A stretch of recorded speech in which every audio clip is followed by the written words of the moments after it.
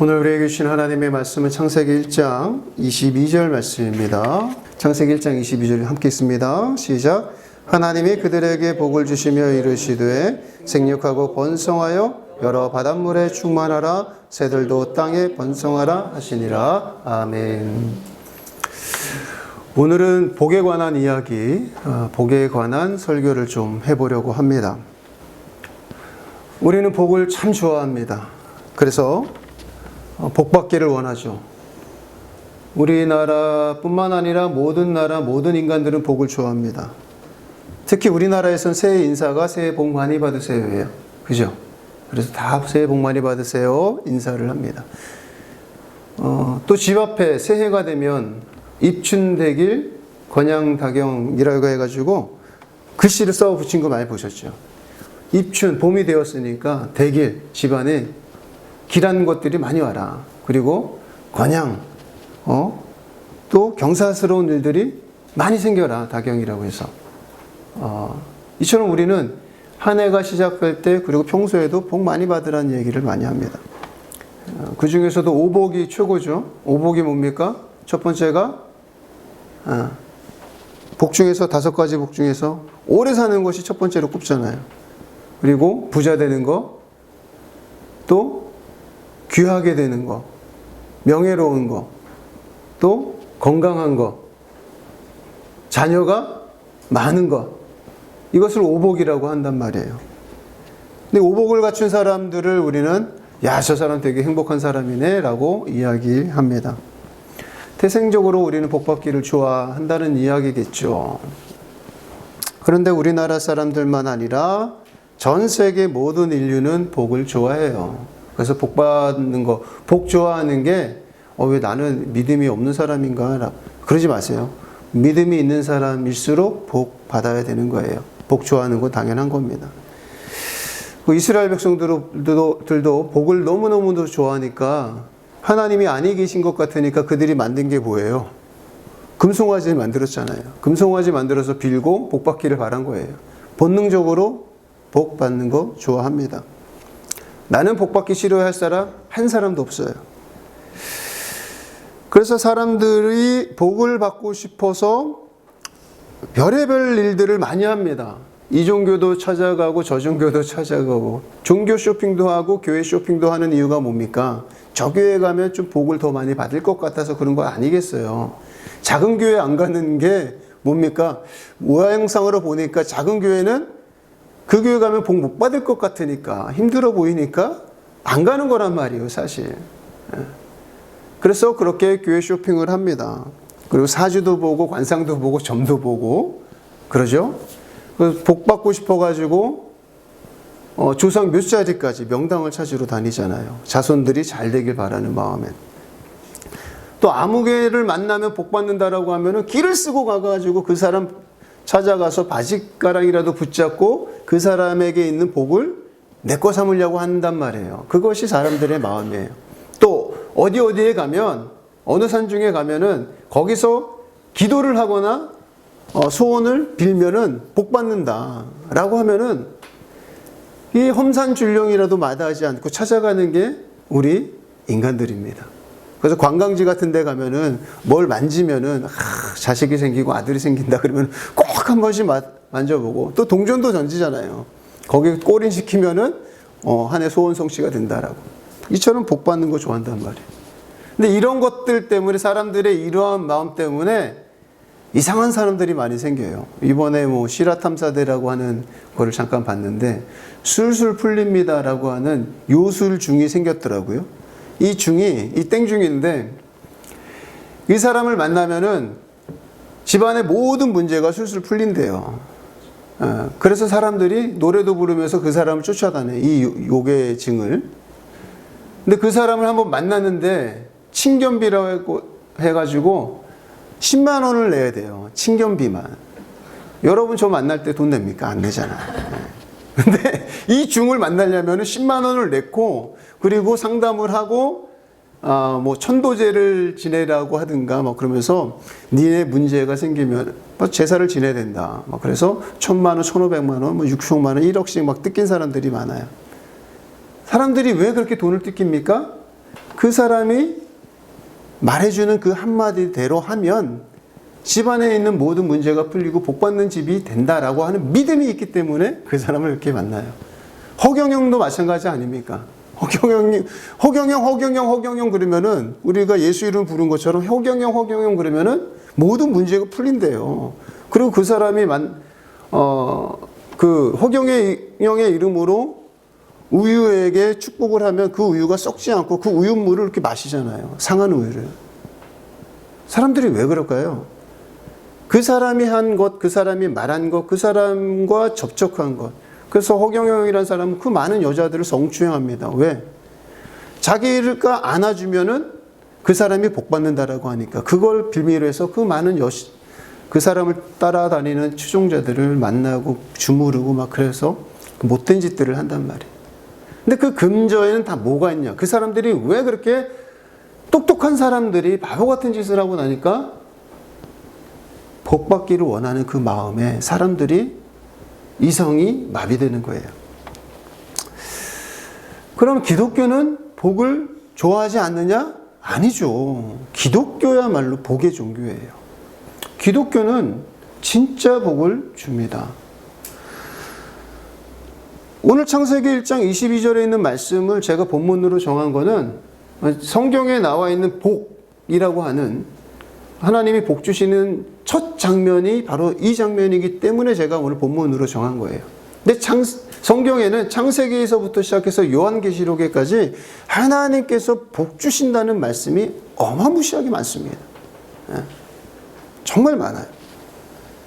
단지 저는 그냥 오늘 이 본문 창세기 1장 22절의 말씀은 그냥 처음으로 나온 말씀이니까 상징적으로 제가 본문을 정했는데 오늘 창세기 1장 22절의 말씀이 상황이 어떤 상황입니까? 하나님이 창조하실 때 5일째 되던 날에 생물들을 창조하신단 말이에요.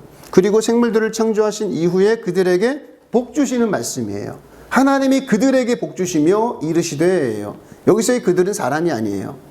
생물들이란 말이에요.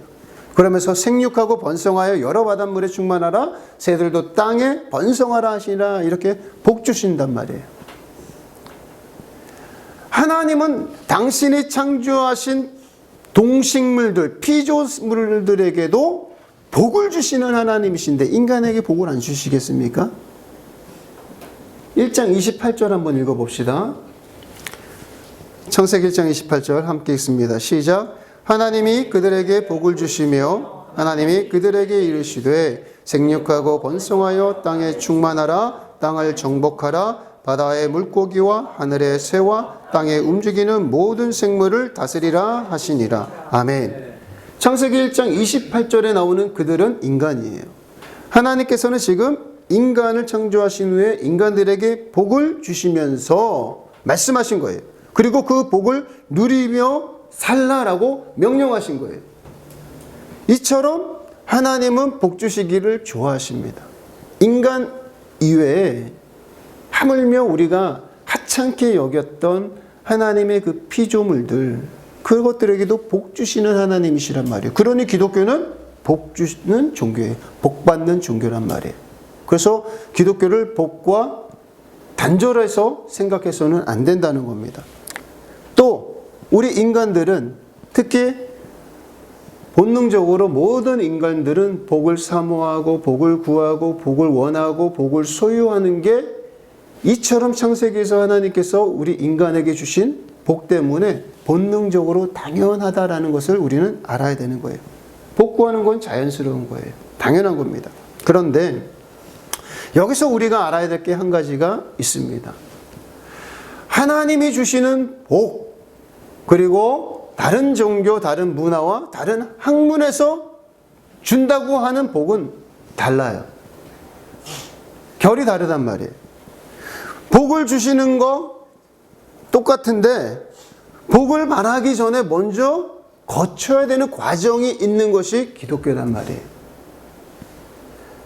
하나님께서는 우리에게 조건을 붙여놓으셨고 그 조건을 통과해야만 복 주시겠다라고 말씀한단 말이에요. 이것이 다른 종교와 다르고 문화와 학문과 다른 점입니다. 차이점이에요. 성도된 우리들 하나님의 자녀들은 하나님 아버지께 당연히 복을 구해야 하죠. 요청해야 됩니다. 요구할 수 있어요.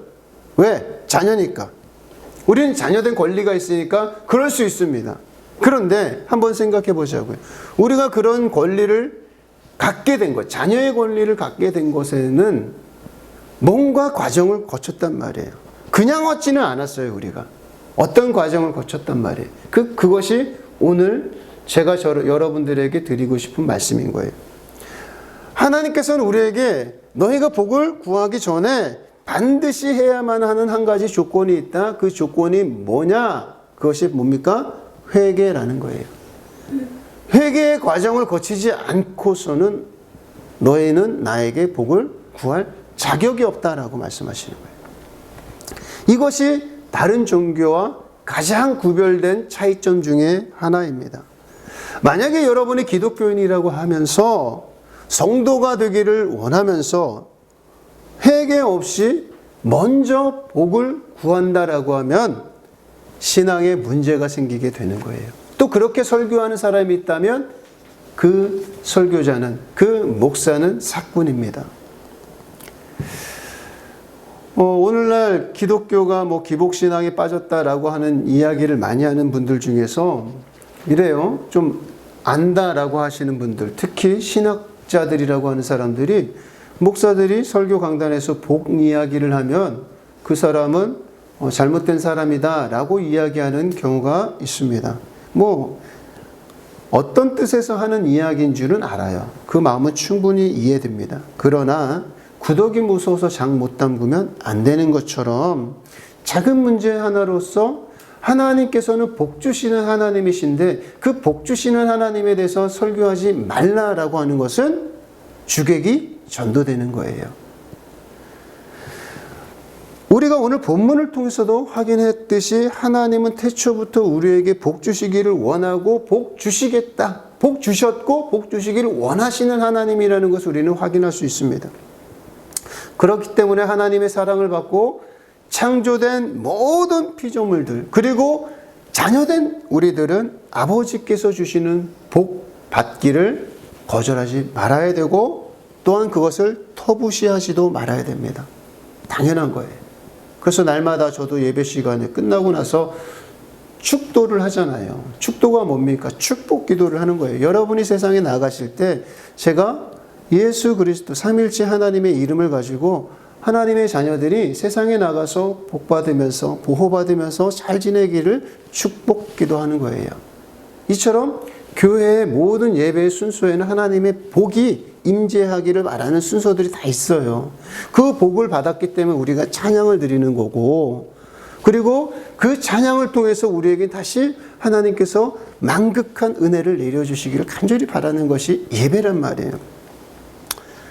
그런데 우리가 일반적으로 여러분이 정말 구별해야 되는 것, 기복신앙이라는 뭐냐? 그러면 사람들이 말하는 기복신앙.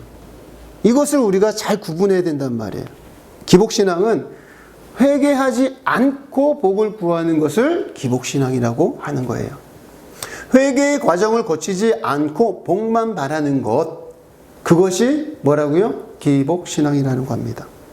하나님께서는 우리에게 먼저 회개하라고 말씀하시는데 우리는 회개를 거치지 않아요. 회개하기를 원치 않는단 말이에요. 회개는 관심이 없고 복만 받고 싶다라고 하는 것, 그것이 바로 기복신앙입니다.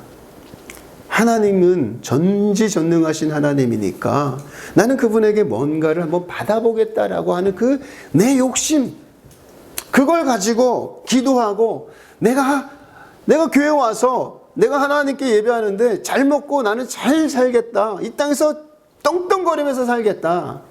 다 좋단 말이에요. 그런데 그 과정에는 무엇이 있어야 된다고요? 회개가 있어야 되는 거예요.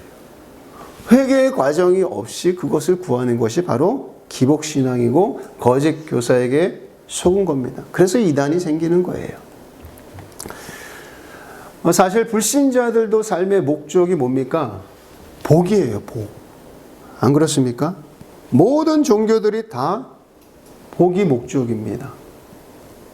사람들이 전보로 가가지고 그 많은 돈을 복채로 주고 부적 하나를 얻어오잖아요. 그게 뭡니까? 복 받기를 원해서 그런 거 아니에요.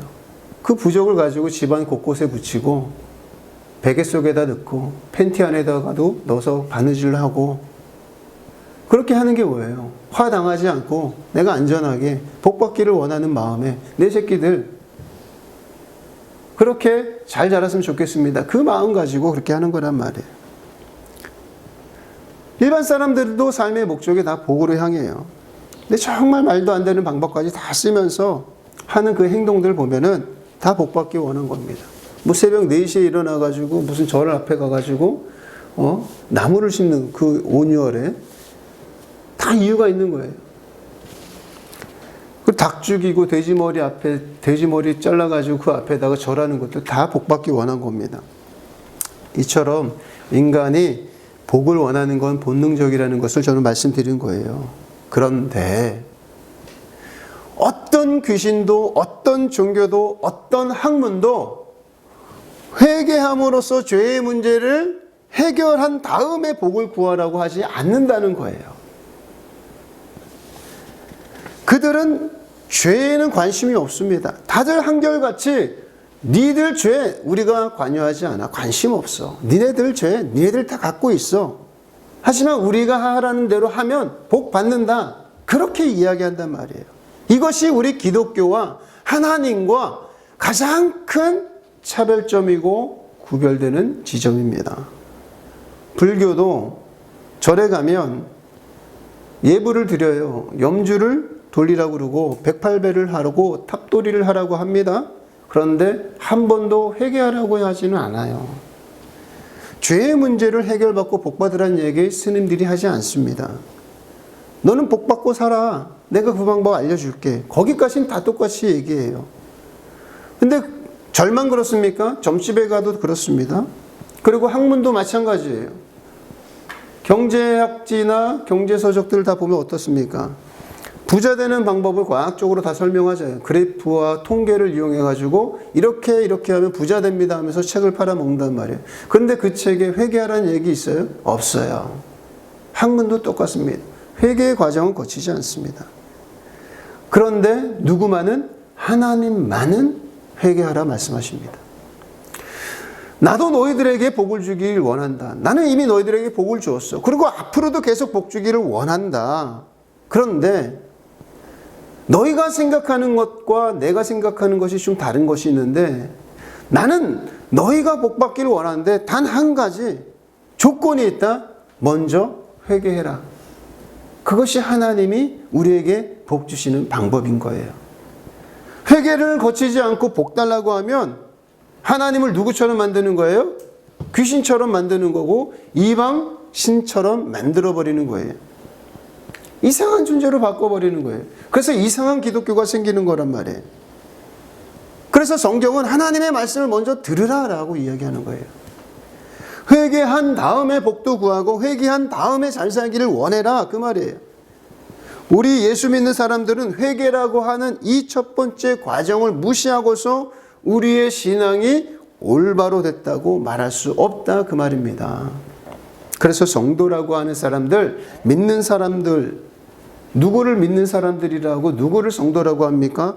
회개하라는 하나님의 말씀에 순종하고 하나님의 말씀대로 하나님께 도움을 구하는 사람들이 바로 성도요, 백성이요, 크리스찬이요, 자녀라고 이야기하는 거예요. 하나님은 회개를 거치지 않은 사람, 그에게 복을 줄 수가 없습니다. 회개하는 과정을 거친 사람, 그리고 회개한 사람, 하나님의 말씀에 순종한 사람, 그 사람을 돕고 그 사람을 지원하고 그 사람의 삶에 간섭하시겠다고 하나님은 말씀하시는 겁니다. 다시 말해서 인간이 죄를 가지고 있으면 하나님은 복 주실 수 없다라고 말씀하시는 거예요. 왜 그렇습니까? 하나님은 거룩하신 분이기 때문에. 하나님이 거룩하시기 때문에 내가 거룩하니 너희도 거룩하라 말씀하시는 거예요. 그래서 회개하라는 거예요. 인간이 죄의 문제를 해결받아야만 그 다음에 하나님은 그에게 복을 주시면서 살 수 있는 길들을 그에게 제시하시겠다고 약속하신 겁니다. 왜 그랬을까요? 하나님이 참으로 우리의 아버지시기 때문에, 부모님이시기 때문에 그런 거예요. 진짜 부모는 자식을 그냥 더러운 채로 내버려 두지 않습니다. 죄송합니다만 다른 종교, 다른 학문들은 그들에게 있어 우리는 자녀가 아닙니다. 그리고 그들이 우리의 진짜 부모가 아니기 때문에 우리가 더러워도 그냥 내버려 두는 거예요. 예를 들어서 이런 거예요. 우리의 자녀들이 밖에서 신나게 놀이터에서 뛰어놀고 들어왔어요. 선웅이가 아파트 놀이터에서 신나게 뛰어놀고 왔어. 모래사장에서. 그러면서 얘가 배가 고파서 집에 들어가. 그래서 엄마한테 엄마 밥 줘 그래요. 그럼 엄마가 선웅이한테 그래 내가 곧 밥 줄게 기다려 이렇게 얘기합니까? 아니죠. 한 가지 과정이 더 있어요. 뭐가 있습니까? 어서 씻고 와. 너 씻지 않으면 밥 안 줘. 그럽니다. 근데 선우이가 나 싫어 씻는 거 귀찮아. 그냥 밥 먼저 줘. 그러면은 어디서 이 녀석이 그리고 회초리를 들어서 때리죠. 어서 씻고 와. 야단을 친단 말이에요. 씻지 않으면 너 오늘 밥 없어. 이것이 진짜 부모인 거예요. 자식이 더러운 상태에서 그대로 밥 주는 부모는 가짜 부모입니다. 마찬가지로 하나님께서 우리에게 회개를 요청하시는 이유가 뭡니까? 자녀인 우리가 더러운 상태로 살 수 있게 하지 않겠다는 거예요. 이게 진짜 부모인 거예요. 하나님 아버지께서 우리에게 그걸 요구하시는 거예요. 내가 너희에게 복 주고 너희가 원하는 거 다 주겠다. 근데 너희가 먼저 씻고 와라. 깨끗해져야 된다. 죄의 문제는 해결하고 와라 이거예요. 그런데도 대개 우리는 어떻게 합니까? 하나님께 내 죄는 내가 그냥 알아서 할 테니까 하나님이시라면서요. 저에게 복 주세요. 당신이 나에게 복을 주면 내가 당신을 나의 하나님으로 믿어드리겠습니다. 우리의 태도라는 게 이 정도밖에 안 돼요. 그런데 하나님은 우리에게 끊임없이 요구하십니다. 네가 내 자녀인데 네가 어떻게 더러운 상태에서 내가 너에게 복을 주겠니? 먼저 씻고 와라. 그래서 성경은 항상 하나님은 성경을 통해서 우리에게 너희 죄의 문제를 먼저 해결해야 돼. 그것을 끊임없이 알려주신단 말이에요. 이사야 1장 15절 17절을 함께 읽겠습니다. 너희가 손을 펼 때 내가 내 눈을 너희에게서 가리고 너희가 많이 기도할지라도 내가 듣지 아니하리니 이는 너희의 손에 피가 가득함이라. 너희는 16절 17절 끝까지 그 다음 시작. 너희는 스스로 씻으며 스스로 깨끗하게 하여 내 목전에서 너희 악한 행실을 버리며 행악을 그치고 선행을 배우며 정의를 구하며 학대받는 자를 도와주며 고아를 위하여 신원하며 과부를 위하여 변호하라 하셨느니라. 아멘. 너희가 손을 펼 때 복을 구할 때 내가 내 눈을 너희에게서 가리겠다. 피하겠다는 거잖아요. 너희가 많이 기도할지라도 내가 듣지 않겠다는, 귀를 막겠다는 거예요. 이유가 뭡니까? 너희의 손에 피가 가득하기 때문에. 너희의 죄를 해결하지 않기 때문에, 너희가 죄를 해결하지 않았기 때문에, 아직도 더럽기 때문에, 회개를 거치지 않았기 때문에, 죄를 씻지 않았기 때문에 하나님께서 눈을 가리고 귀를 닫으시겠다는 거예요. 그래서 이사야 58장에서는 이렇게 말씀하십니다. 1절 2절 함께 읽습니다. 시작. 여호와의 손이 짧아 구원하지 못하심도 아니요 귀가 둔하여 듣지 못하심도 아니라 오직 너희 죄악이 너희와 너희 하나님 사이를 갈라놓았고 너희 죄가 그의 얼굴을 가리어서 너희에게서 듣지 않으시게 함이니라. 아멘.